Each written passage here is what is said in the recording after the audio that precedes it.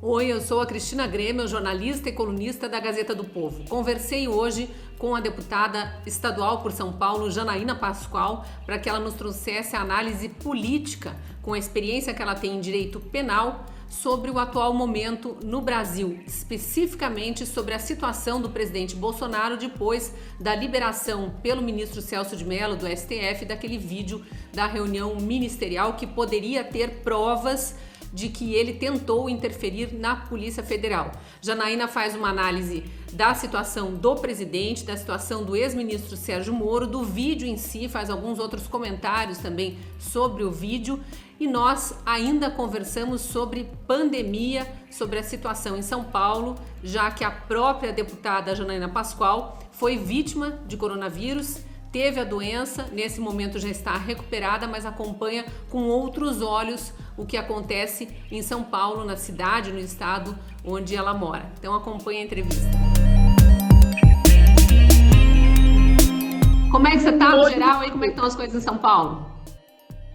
Olha, São Paulo também está bem dividido nessa questão do isolamento, dos próprios feriados. A sessão para aprovar esse feriado foi de 16 horas, porque uma parte dos deputados, eu entre essa parte, né, nós entendíamos que os feriados, assim, prolongados, eles acabam estimulando as pessoas a viajarem, a saírem para passear, então acaba sendo um contrassenso para quem quer fazer o isolamento, né? Seria muito mais inteligente, a nosso ver, fazer feriados intercalados. Por exemplo, 3 semanas seguidas com feriado às quartas-feiras.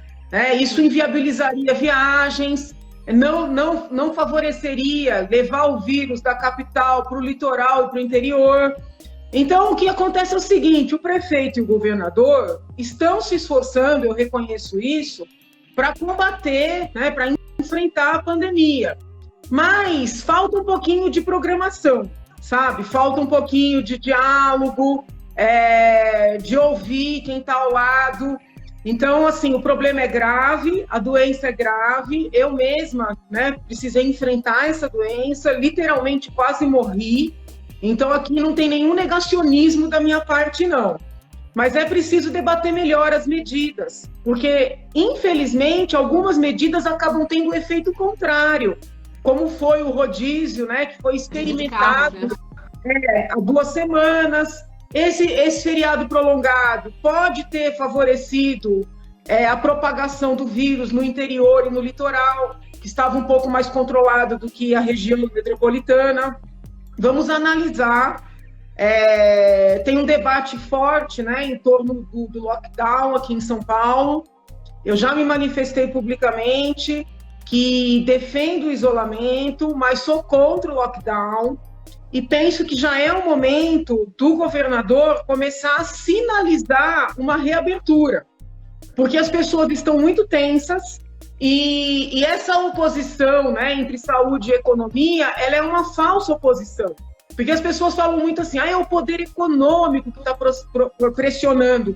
Não, eu recebo pedidos, e-mails, né, relatos assim, muito emocionantes de pequenos empreendedores, né? Aquela pessoa que perdeu o emprego, vendeu seu carro e alugou um ponto para uma lojinha, para uma cafeteria, para uma loja de vender bolo, entendeu? E essa pessoa comprou o primeiro mês e meio, mas se não reabrir o comércio de rua, essa pessoa, na verdade, não reabre mais, né? E aí nós teremos aqueles poucos funcionários dessas muitas pessoas, que quando você soma são muitos funcionários, e a própria pessoa desempregada, né? Porque assim, não estou falando de gente rica, gente com capital, é gente que está tentando a vida num pequeno empreendimento. Então, essa visão de conjunto, ela precisa existir, né? Então, assim, o debate aqui está bem intenso. A Assembleia, por incrível que pareça, tem funcionado mais e melhor com esse sistema online, né? Eu até gosto de dizer isso, porque a gente economiza muito com o sistema online.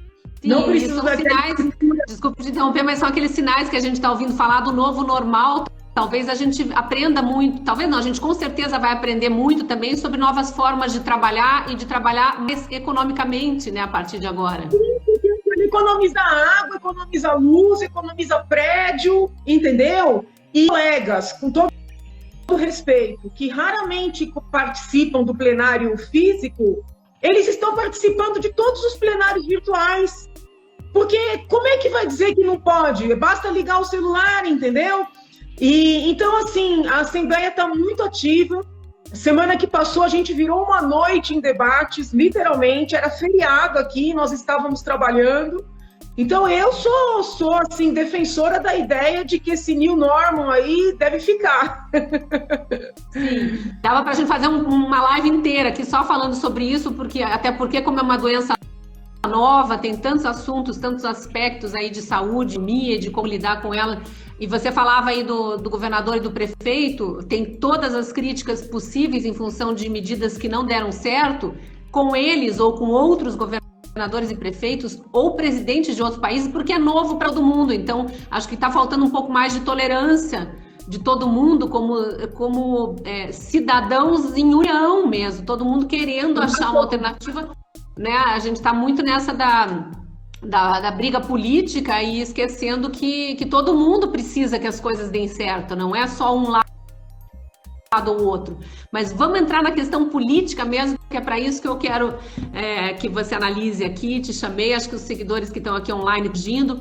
Eu sei que você já tornou clara a tua posição em relação ao vídeo especificamente, mas queria que você trouxesse de novo aquela análise que você já tornou clara nas redes sociais sobre o que esse vídeo diz mesmo contra o presidente, se for analisar na questão criminal.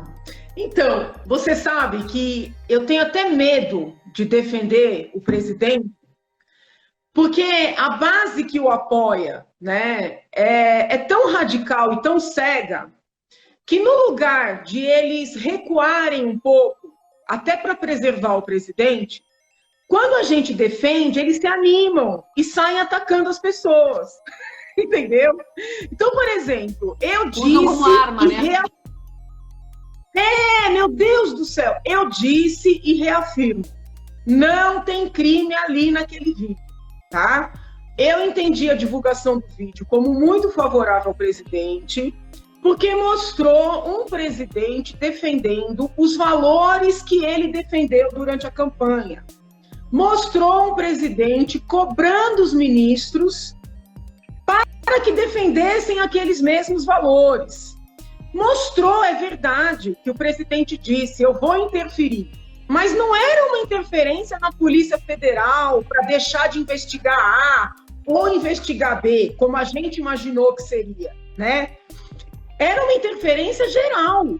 Ele falou, é o seguinte, o governo é meu, quem concorda fica, quem não concorda sai e volta ministro, né? Até citou o senador Álvaro, que é do Paraná.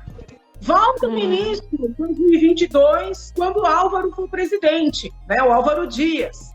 Ele até fez lembrando, o Álvaro tinha sido, na época da campanha, né, em 2018, o Álvaro tinha sido o primeiro a dizer que tinha interesse em convidar o então ministro Sérgio Moro para ser ministro da Justiça, talvez por isso até a citação, mas foi só uma janelinha aqui. Então, ele até fez uma piada, porque se ganhar o Haddad, ninguém aqui vai ser ministro, entendeu?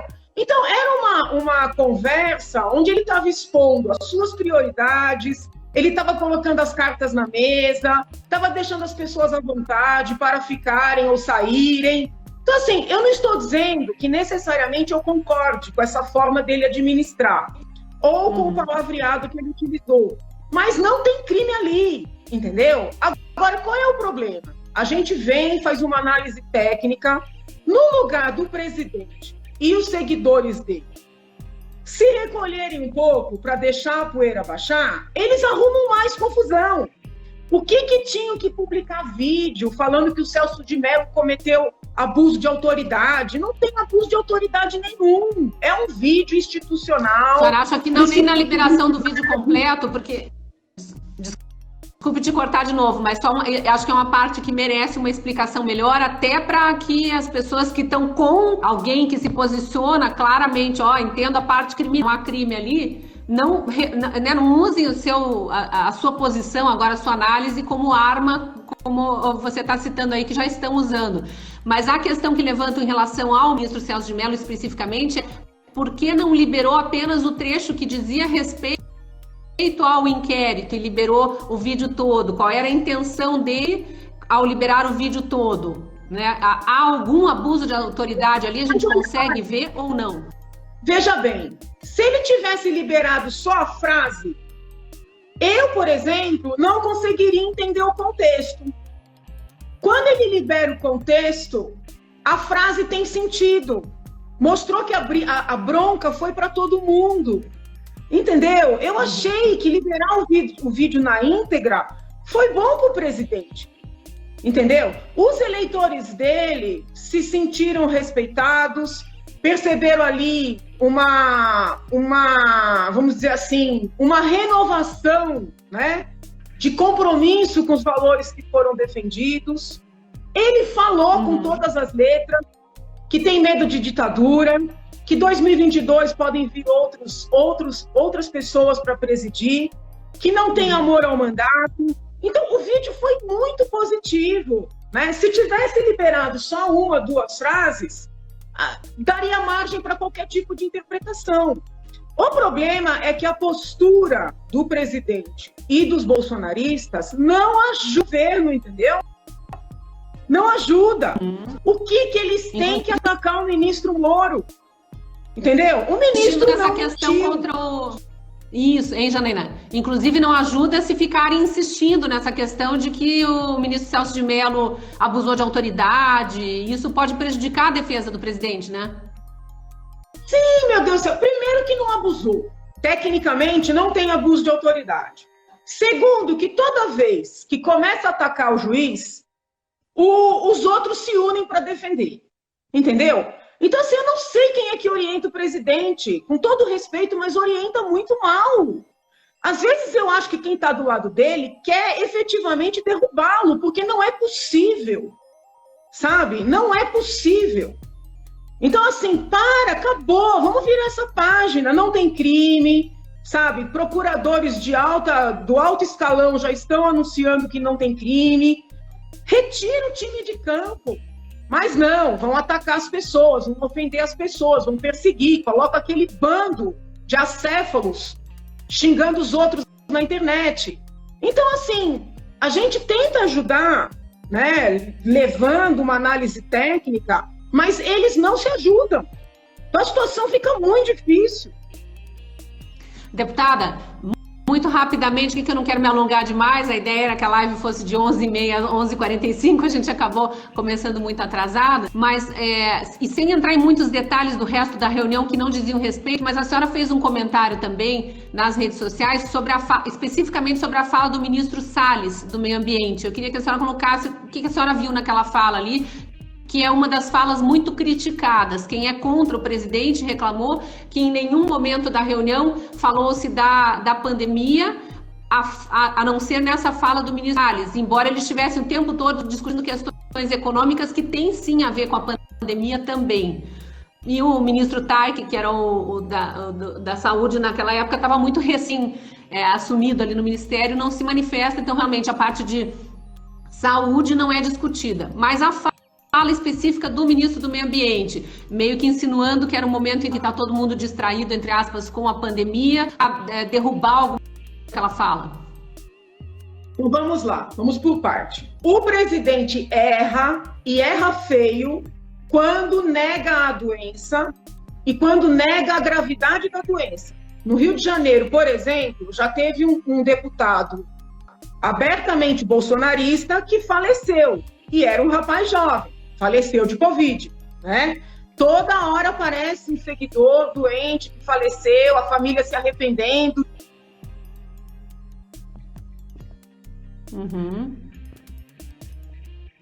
Então, assim, o presidente erra ao radicalizar nesse sentido.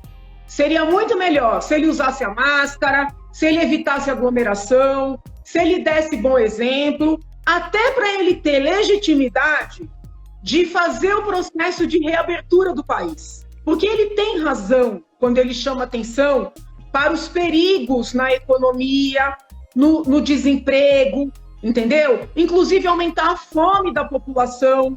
A própria Unicef publicou um estudo mostrando que crianças morrerão mais em função do radicalismo nesses isolamentos. Então, o presidente teria argumentação assim consistente, sabe, para trazer para a população, mas com tranquilidade, com responsabilidade, falando da gravidade da doença. Percebe a diferença? Quando ele vai para o ataque, né, quando ele entra nessa postura absolutamente infantil de um adolescente revoltado, né, perde a razão. E eu ando preocupada porque eu via no general Heleno a figura adulta, sabe, que ia colocar o presidente no lugar. Mas parece que ninguém mais está conseguindo fazer esse papel. Ninguém mais. Né? Ele se cercou ali de um monte de jovem, né, irresponsável pela própria natureza da juventude, e os sêniores, que deveriam fazer o papel de segurar um pouco, acabam fomentando essa personalidade dele. Está conseguindo entender? No caso do ministro Salles, a fala dele foi infeliz porque mostrou ali uma insensibilidade para com o momento que nós estamos atravessando. Quando ele fala, vamos aproveitar que está todo mundo distraído. Então, foi uma fala infeliz no que tange a insensibilidade. No que se refere à legislação, a fala está correta. Porque seja no âmbito tributário, seja na proteção do consumidor, seja na proteção do meio ambiente, nós temos uma inflação de normas, não raras vezes normas que são contraditórias entre si. A pessoa bem intencionada não sabe qual norma seguir. Às vezes contrata um consultor, um engenheiro, um técnico que também não sabe que norma seguir, entendeu? Eu enfrento o jurista que for, que prove que a nossa legislação é racional, que a nossa legislação é clara, que a nossa legislação é compreensível pelo cidadão. Não adianta ter leis herméticas, sabe? Leis contraditórias, leis que ninguém compreende o que é proibido, porque deixa na mão de funcionário corrupto. Porque o cidadão chega e fala, isso aqui está faltando essa vírgula, pede propina. Então, quando o ministro quer diminuir o número de normas, não necessariamente isso significa desproteger. Consegue compreender? É nesse sentido que eu estou entendendo a fala do ministro. Inclusive, o presidente se comprometeu durante a campanha a diminuir esse excesso de normas. Se você pegar os meus textos publicados, acadêmicos, a minha tese de doutoramento, que foi defendida em 2002, eu sustento isso desde lá atrás. Então, não tem nada a ver com bolsonarismo. Então, esse pessoal sério, que acha que eu falo A para agradar B, ou B para agradar C, esse pessoal tem que ler o que eu já escrevi. Eu só estou defendendo o que eu sempre sustentei na minha vida acadêmica, como professora de direito, como advogada, entendeu? Então, assim, infelizmente, o presidente precisa se cercar de assessores um pouco mais preparados, né, com mais anos de estudo, com mais anos de prática, vida prática, sabe? Não dá para ser esse pessoal que passou a vida inteira na internet. Entendeu? E a questão da comunicação mesmo, né, Janaína? A questão da comunicação é bem séria, porque, como você está dizendo, o próprio ministro Salles, se tivesse colocado em outros termos, que o que ele queria dizer ali é que o excesso de regulação atrapalha o Brasil em vez de ajudar o Brasil, talvez isso fosse recebido de outra forma do governo. Né? Mas foi uma fala muito mal compreendida, porque foi mal colocada também. Tá certo que não era uma reunião fechada, né? Por isso é que a gente tem que, às vezes, traduzir, entendeu? Tem que traduzir o que eles estão falando. Porque eles, infelizmente, eles acham bonito o grotesco, né? O presidente se acostumou a ser aquele deputado temático. E ele ainda não conseguiu sair desse papel de deputado temático, entendeu? Ele tem propostas consistentes, essas propostas têm apoio de uma parcela significativa da população, mas ele precisa compreender que não adianta ele ficar, eu sou assim mesmo, eu sou assim mesmo. Porque existem, né, alguns requisitos para aquele cargo importante que ele ocupa, entendeu? Ele vai criando uma imagem que vai minando. E aí, gente, ele deixa o caminho aberto para quem quer efetivamente prejudicar o governo, né? E a gente que tem o intuito de defender fica numa situação difícil, porque eles têm amor ao grotesco, sabe? Eles se orgulham do grotesco, né? Então é difícil. E eu digo, o presidente é uma pessoa permeável a bons conselhos. Porque na época da campanha, eu pude acompanhá-lo a alguns debates antes da facada. E nós conversávamos no caminho, e as 2 vezes que eu fui conversando com ele, ele foi muito bem, entendeu? Então, quem está do lado dele, põe fogo para ele aprontar. Eu vou seguir falando, porque quem se cala e aplaude quer, na verdade, o insucesso, entendeu? Então, aquelas pessoas que estão do lado dele, põe fogo para ele postar vídeo que não tem nada a ver com a história, para ele atacar juiz, para ele ser agressivo, entendeu? E estão afundando o governo. Eu lembro do presidente na época da campanha. Ele me ouvia, eu conversava com ele não é uma pessoa ignorante. Agora, se ele se cerca de um monte de gente que fica pondo fogo, ele acha que está abafando. E não está, entendeu? Agora, crime não tem naquele vídeo. Ele não falou de interferência para pedir para investigar desafetos ou para pedir para que vá inquérito de amigos. Ele falou que ele queria o governo com a cara dele e que ele ia interferir em tudo. E está interferindo. Se isso é bom ou ruim, é outra história. Mas eu até falei não extrapola outro vídeo do Ministério da Cultura, mas não. Na secretaria, a função do presidente da República, essa coisa da interferência nos ministérios, porque afinal de contas os ministérios fazem parte do governo. Existem presidentes que têm um perfil de delegar e existem presidentes mais centralizadores. Tá? Em regra, os que delegam dão mais certo. Até porque quando tem um problema, ele fala, o problema está lá, não está aqui. Quando o presidente abraça tudo e é impossível controlar tudo, ele acaba também se responsabilizando por tudo. Mas ele decidiu trabalhar dessa forma, não tem crime nisso. A gente pode achar bom ou ruim, mas não tem crime nisso, né? Dele querer interferir, dele querer participar. A própria Constituição diz que os ministros ajudam o presidente na alta administração do país. Gente, os ministros não são nada além de assessores do presidente. Né? No meu gabinete, eu tenho lá os meus 5, 6 assessores, que trabalham conforme o que eu determino. Os ministros são os assessores do presidente. O presidente pode delegar completamente, o presidente pode querer que eles cumpram. E se eles querem cumprir, ficam. Se não querem cumprir, saem. Entendeu? E a população vai ver se concorda ou não. Daí a dizer que tem crime nisso, não tem. Eu li o inquérito, né, os depoimentos dos delegados. Nenhum delegado fala que houve solicitação para perseguir quem quer que fosse, para favorecer quem quer que fosse.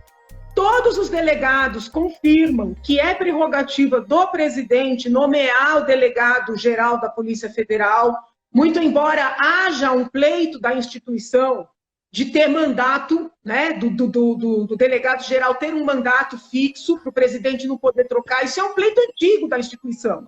Mas hoje, o que vige é que é prerrogativa do presidente da República. O ministro Moro, que é uma pessoa que eu vou apoiar, vou admirar minha vida inteira por todo o trabalho que fez, ele tinha uma outra concepção. Ele entendia que não deveria mexer no delegado-geral e que a prerrogativa seria dele, ministro da Justiça. Então, houve uma divergência entre os dois, o que é natural numa democracia. O ministro se assustou com a insistência do presidente. Eu acho que o ministro se assustou com as mensagens da deputada. Quando a deputada fala de cargo no Supremo, o ministro achou que poderiam estar oferecendo alguma coisa para ele, entendeu? Infelizmente, eu acho que a deputada... Ele se sentiu efetivamente, de alguma forma, sendo chantageado ali, né? Ele sentiu. Então, assim, a deputada Carla Zambelli, que é uma pessoa de quem eu gosto, porque eu tenho até uma afeição, mas ela tem esse defeito, que é querer ajudar, entendeu? Ela, infelizmente, quer ajudar e, às vezes, atrapalha. Parece o Pimentinha na vida do Dr. Wilson, sabe? O Pimentinha, aquele que ama o Dr. Wilson, quer ajudar e atrapalha. Então, assim, quando ela mandou aquela mensagem para o ministro que já não se sentia parte daquele mundo, se sentiu de alguma maneira e falou, meu Deus do céu, o que está acontecendo aqui? Entendeu? Então, assim, não teve crime do presidente, não teve crime do ministro. Por isso eu entendo que o doutor Aras precisa requerer o arquivamento desse inquérito para que nós possamos virar essa página, né? E eu peço, pelo amor de Deus, para o presidente, seus ministros, refletirem um pouco, né? Saírem um pouco desse lugar do deputado temático, que tudo que faz é lindo, sabe? É um governo que tem bons princípios, a gente vai eleger esse governo, entendeu? Não pode jogar tudo isso fora, mas depende deles também. Sim. Deputada, para encerrar aqui, que a gente já esticou muito além do que eu tinha combinado, duas questões que eu acho importantes. Uma que já está surgindo nas redes sociais é aquele seu posicionamento. Agora há pouco você falou do vice-presidente Mourão, né? Aquele seu posicionamento logo após a presença do presidente Bolsonaro naquela manifestação no Dia do Exército, em que ele esteve na frente de um quartel, onde os manifestantes estariam ali pedindo o fechamento do STF, enfim, pautas antidemocráticas, e ele presente lá e sem máscara, no meio de uma pandemia e tal. Logo depois, ainda com a Assembleia Legislativa de São Paulo funcionando presencialmente, você foi à tribuna lá e fez um posicionamento bem duro, pedindo que o presidente deixasse o cargo e deixasse que o vice Mourão assumisse. Essa sua posição mudou agora em função dos acontecimentos posteriores? Porque isso tudo, só para lembrar, foi antes da saída do ex-ministro Moro e de toda essa polêmica aí, né? Não, veja, qual é o problema? Eu quero que o país dê certo. Entendeu? Eu não tenho compromisso com pessoa nenhuma, eu tenho compromisso com o meu país. Eu vejo que o presidente, muito embora defenda os mesmos valores que eu defendo, né? A vida, a família, ele não leva o cargo com a seriedade que teria que levar. É muita brincadeira, é muita piada, é muita gente louca ali, tendo espaço para opinar. Então, eu acho o seguinte... esse comportamento acaba manchando, vamos dizer assim, o nome da direita, você entendeu? Sabe? Nós lutamos muito para chegar ao poder, para ficar estigmatizado como um bando louco. Então, se ele não quer ter seriedade, né, se ele quer ouvir essa garotada de internet que fica fazendo perfil fake para xingar os outros, sei lá do quê, se retire e deixa quem tem condições, quem tem senioridade, governar. Agora, é claro que não é isso que eu quero. Eu quero que ele tome tenência, entendeu? Que ele tome rumo, né? Eu quero que dê certo. Mas entre insistir num grupo que eu tô vendo, né, que não ouve ninguém, que demoniza quem faz qualquer crítica, né? Um comportamento muito parecido com o petismo. Eu prefiro que saia logo para a gente ter chance de resgatar, né, algo da direita, você entendeu? E eu acho muito esquisito porque eles não perseguem a esquerda, eles não xingam o esquerdista, eles só perseguem direitistas, que agora eles batizaram de New Left, né? Por exemplo, tem cabimento a deputada Carla Zambelli hoje ter dado uma entrevista para colocar em dúvida, né, a seriedade do trabalho do ministro Moro na Lava Jato? Não tem cabimento, isso só favorece a esquerda. Então, o comportamento deles é prejudicial à direita. Eu quero que eles sigam, que eles tenham sucesso, mas quero que eles se emendem. Eu não vou ficar aplaudindo qualquer coisa, você entendeu? É nesse sentido.